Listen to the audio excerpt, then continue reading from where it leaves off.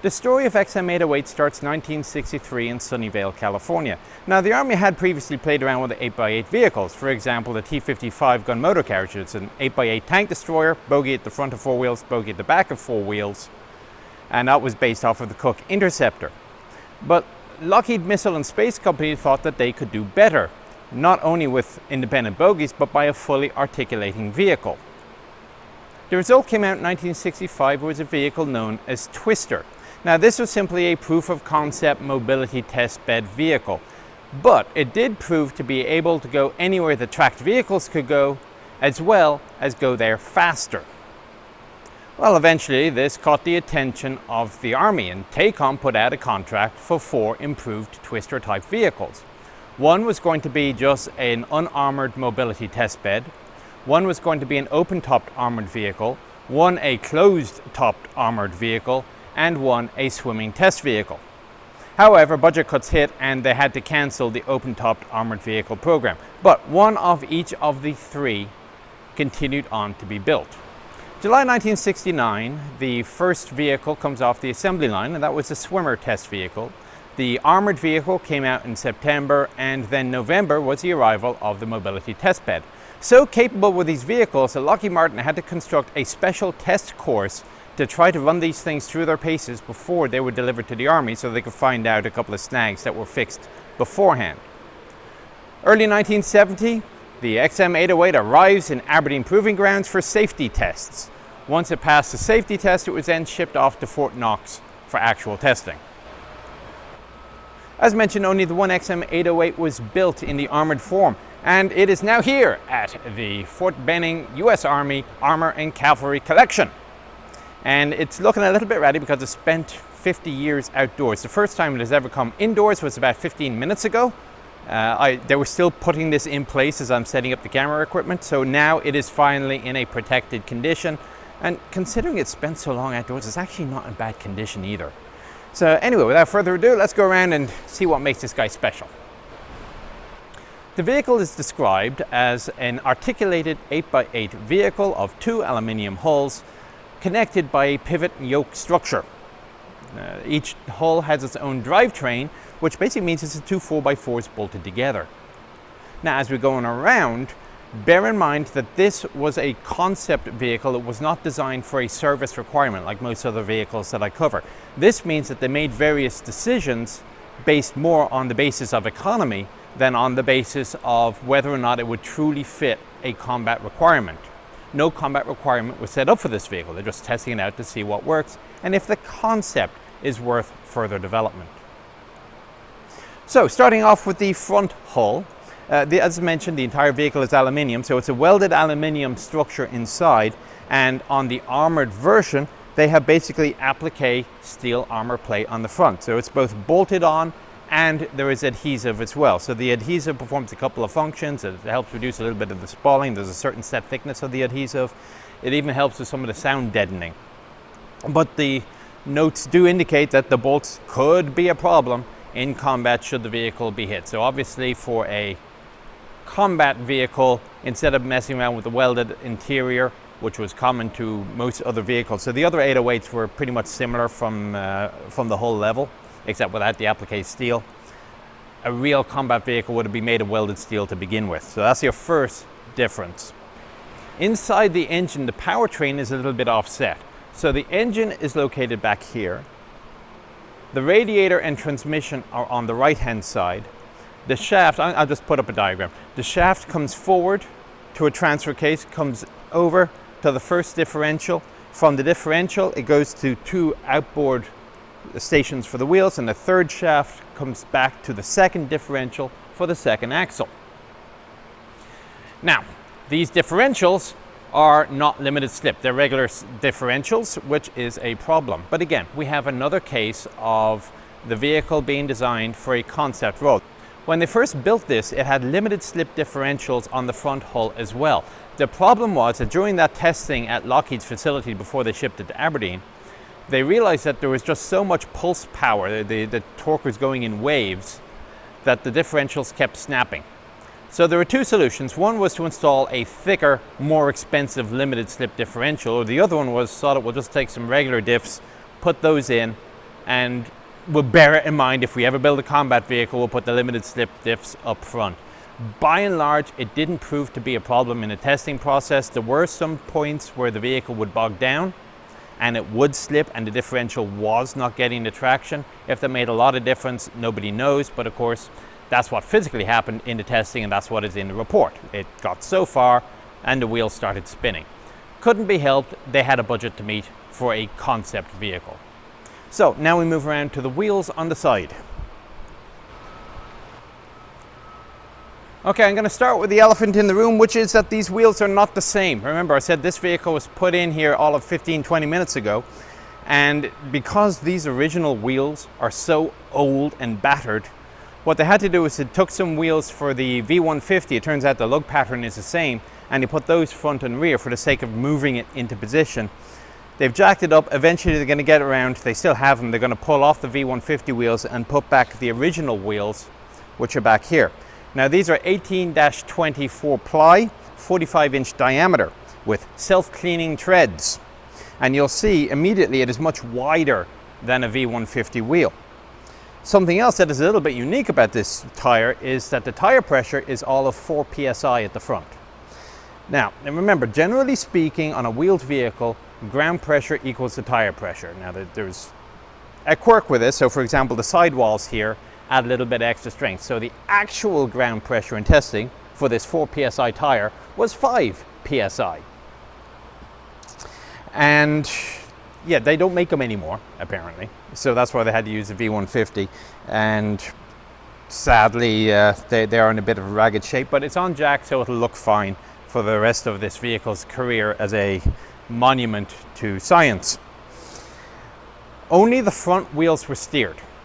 These wheels are fixed in line with the hull, and so when the vehicle steers, you're going to get a synchronization between the front wheels on Ackerman steering and then the actual articulation of the front hull by use of a hydraulic ram. The wheels were rated to go up to 50 miles when flat. Now, I'm not sure there's much of a difference between 4 psi and flat, but there you go. On the front hull, where we have our low visibility lights, convoy marker lights, infrared and service drive headlights, pretty common design of the time. You'll see those anything up to M48 tanks, M60 tanks actually by this point.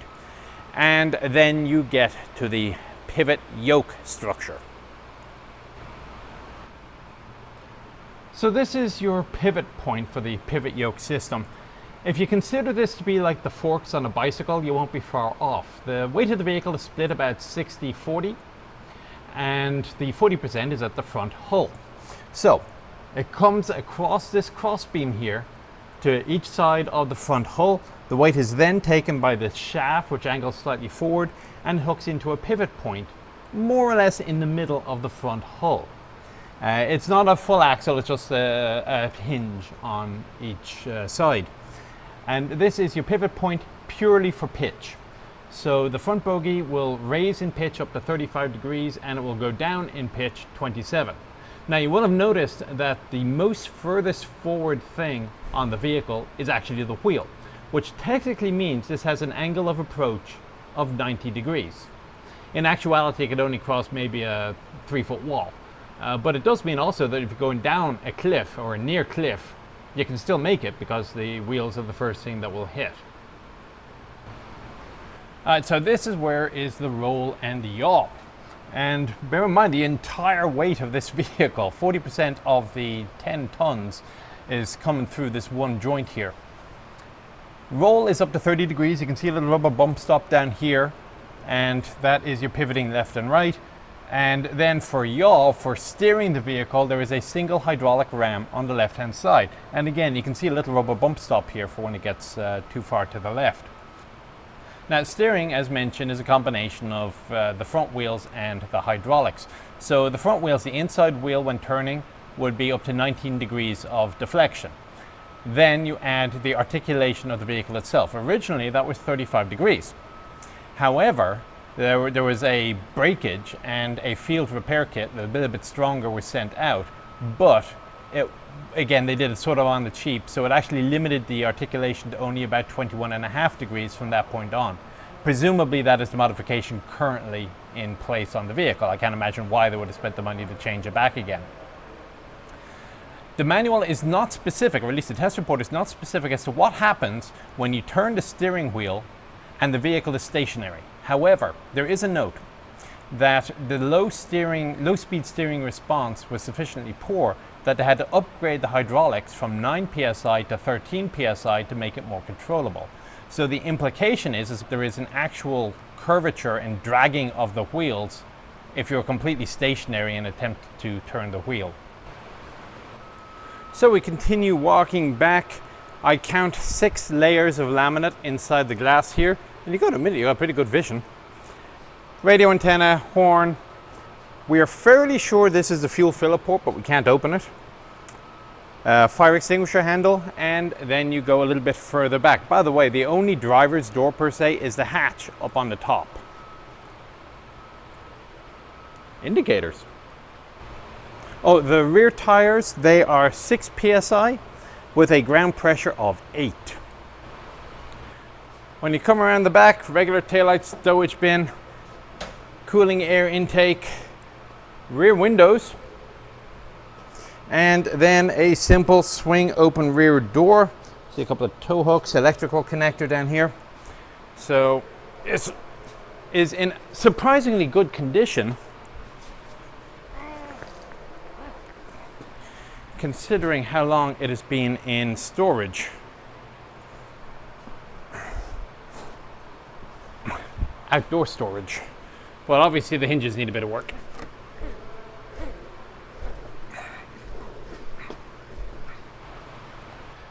Now, the powertrains front and rear, I'm going to get to in a second, are not identical, but a lot of the major components are.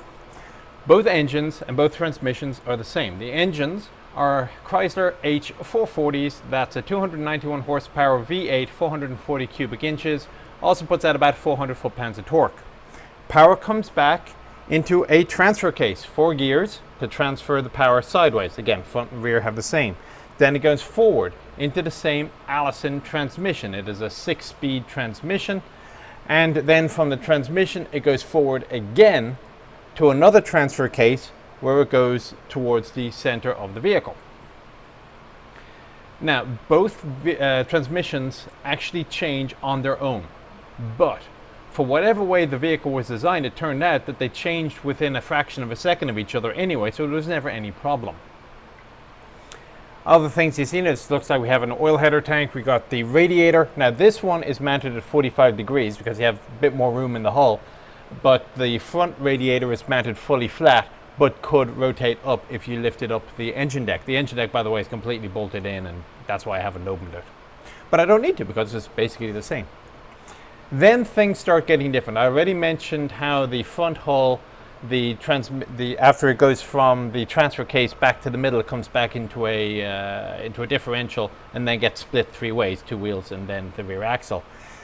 This one is a little bit more complicated, and I'm going to get to that when I get around the side. So when we left the powertrain, it had gone forward from the transmission to a transfer case to go towards the center. In the center, it would then go forward, not rearward like in the front hull, to the differential.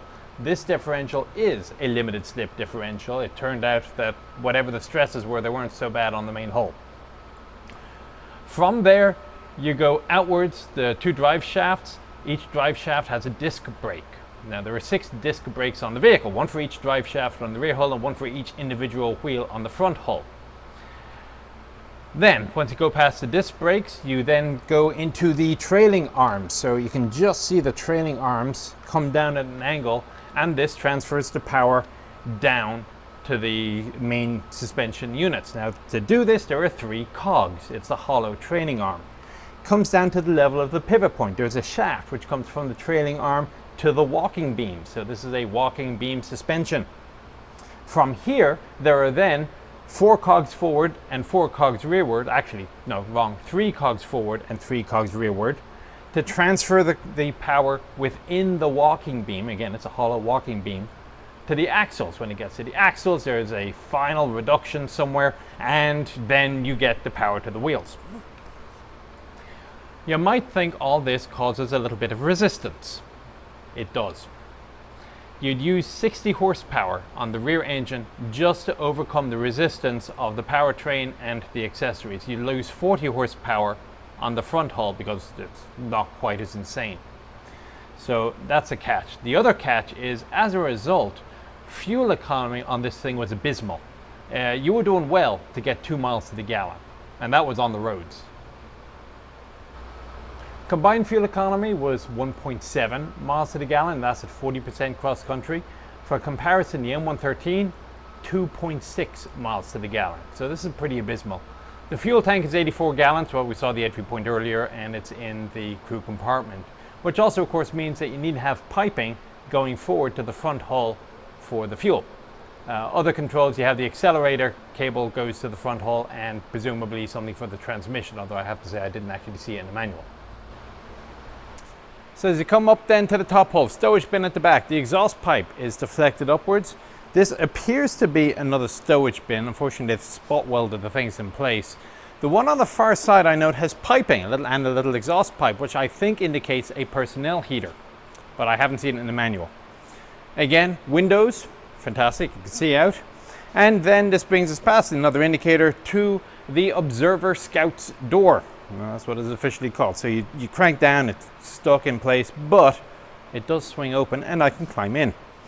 And my immediate thought is that if you want to get out this way or in, you got to make sure that the last thing you did in your steering is to turn left, because that way you can open this up a lot more. The hull right now is pretty much straight, so you can imagine if the hull was traversed to the right, this wheel will come back and you wouldn't be able to open the door at all. Fortunately, there's a hatch up top as well.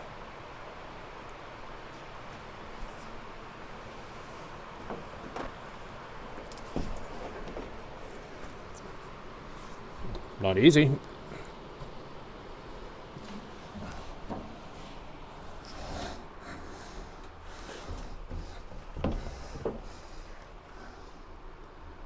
Builder's plate. Right, I'm in. There's a few things in the way that I hope wouldn't be there in the real vehicle. Either way, they're just catching on my jeans. There were two driver's positions. There's head down, and if you want to, you can open the hatch and go head out. Although, in fairness, this is extremely drivable. Because there are two positions, head up or head out, the brake has two pedals. There's the standard brake pedal here, and then there's one higher up just to the left of it that you can use if you're higher up. Although I note that the accelerator pedal does not appear to be that way, I guess, unless you have this tiny little thing up here. But I do note the little ledge that as you're bouncing around cross country, it'll keep your foot in place. You're just a little bit angled to the right. It is a little bit tight. For those who are wondering, I learned to drive in a Ford Fiesta. And I did a lot of driving in a Ford Fiesta like this, cross country. If you're wondering why I'm reasonably tolerant of small spaces, but by American standards, this is a small space. Steering wheel to the front, nice and simple. I note there is a disconnect here for the Ackerman steering. If you're going to tow the vehicle, flip this valve, saves the steering. Hopefully they did that. If not, well, this vehicle was never going to drive again anyway, I don't think. Interestingly, when the vehicle was delivered, these cracks in the windshield were already there. And it was mentioned in the report. Nobody knows how it happened or why it happened, but it's there. As you look at the dash, it's simple enough. So you got temperature gauges, front and rear. You got a single speedometer. 2 RPM gauges. Your speedometer, of course, the vehicle would max out at 65 miles an hour, which isn't bad for a vehicle that came in at 20,800 pounds, as I recall. Actually, it's got since it has a data place here. Gross vehicle weight, 20,682 pounds, which I presume is including the crew. Shipping tonnage, 9.62 tons. Shipping weight, so I guess empty-ish, 19,236. Sorry, you can read it for yourself. I'll just put it up. You see two transmission levers because, hey, we got two transmissions. Now, there's no indication as to why you couldn't do both transmissions off of one cable, but there you go. Coming down, we got the fuel tank lever generator, presumably on the back. Choice between blackouts, those are the small ones at the front, and the infrared service drives. Let's see, start rear engine first. Okay, good to know. I don't know why. Standard headlight switch, everybody's familiar with it. There's a high beam selector. There's a dimmer selector here.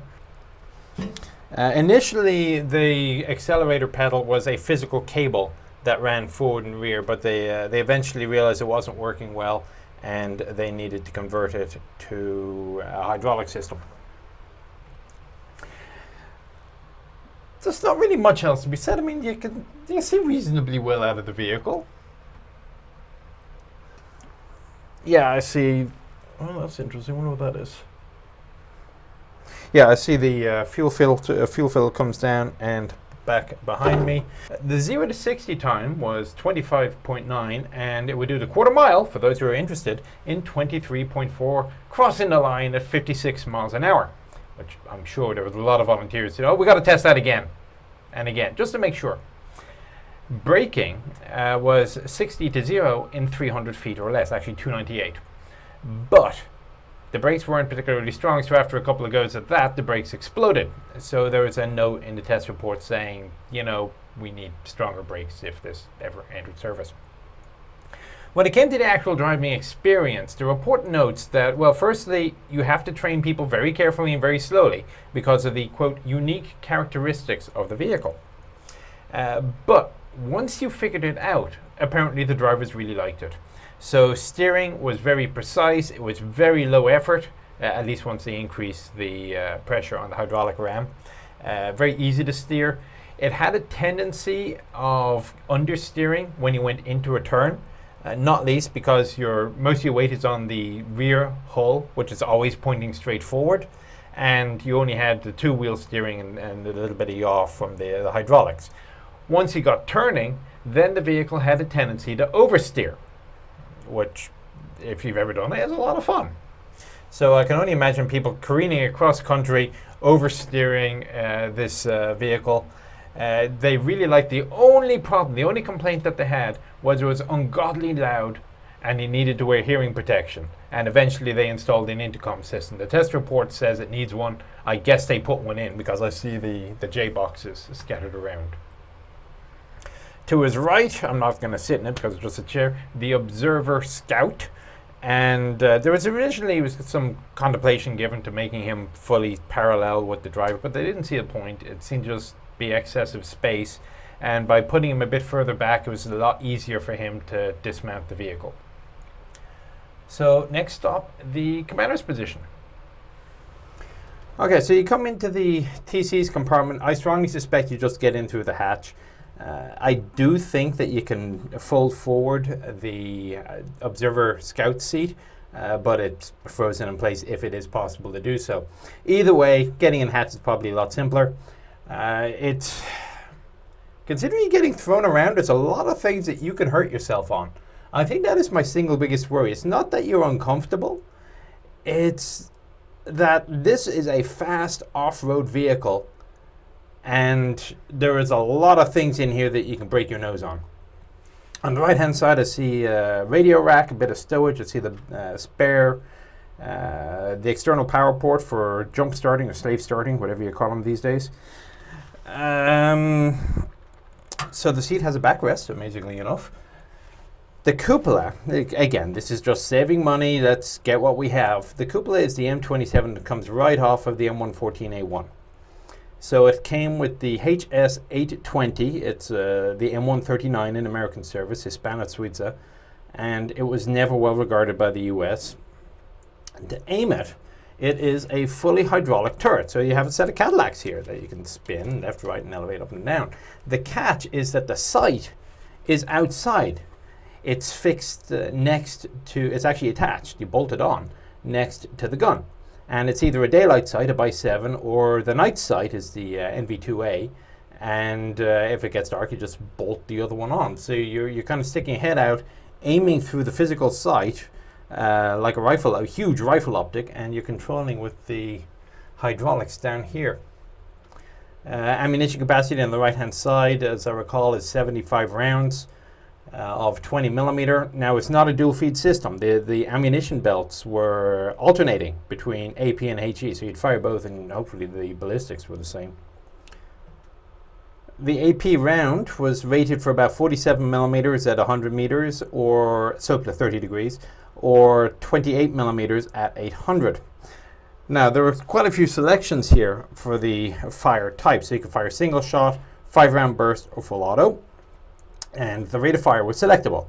The slow rate of fire, slow, was 200 rounds a minute.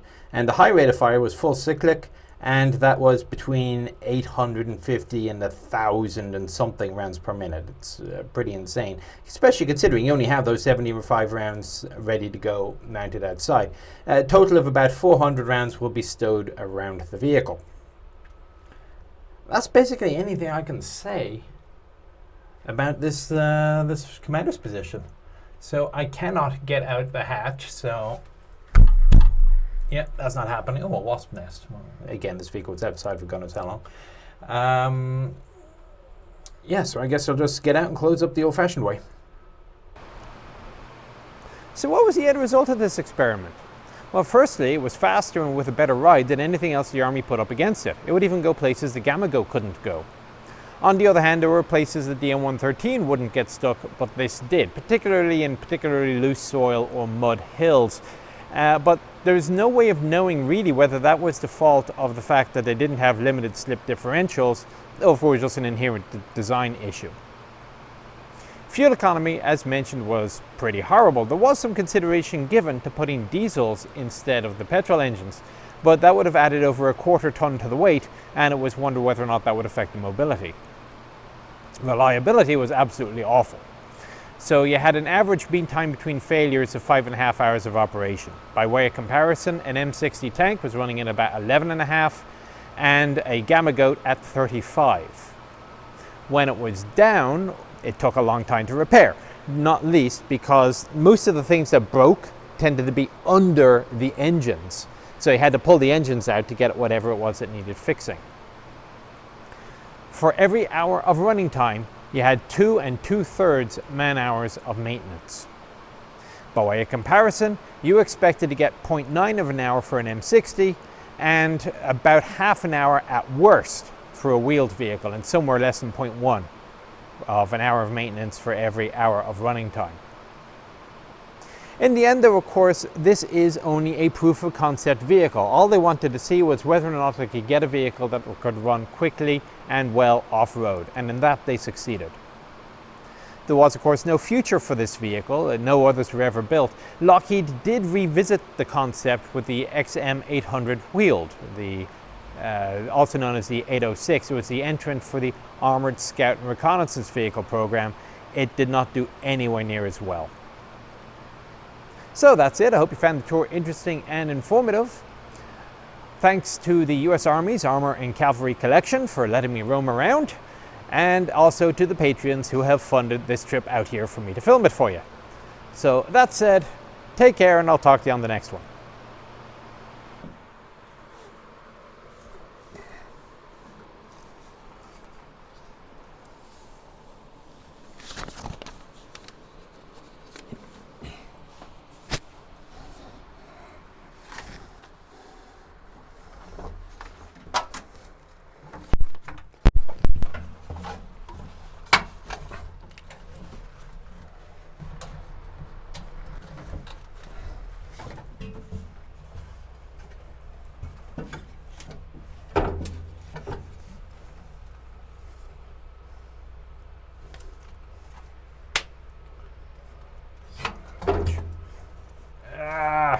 As soon as I do that.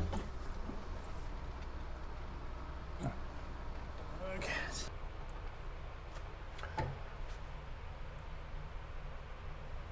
Intercom box behind me. Heater controlled dome light. What's this? It's red and white. Air cleaners. One for each. So it's a restriction gauge for the air cleaners. Come 1963, though, something happened.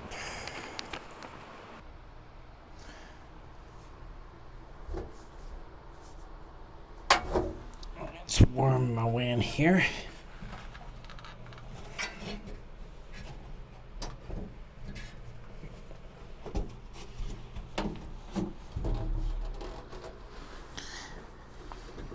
getting into this thing is a little bit more difficult because I have the tripod right in the middle of where my legs would ordinarily go, so this is not representative.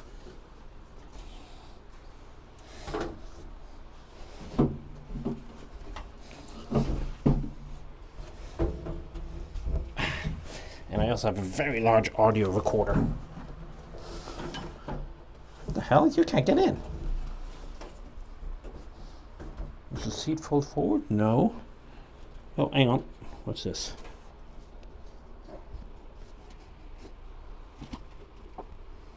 Ah, there's a hinge. I think the seat folds forward.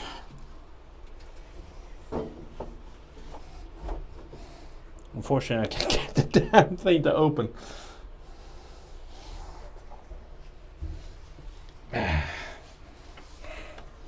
Okay, nothing for it. I need to turn off the camera and move it out of the way.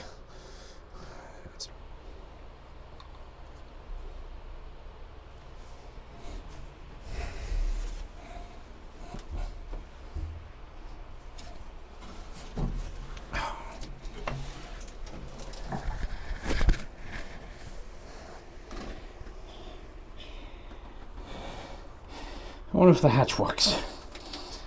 Probably not with my luck. They probably welded the bloody thing.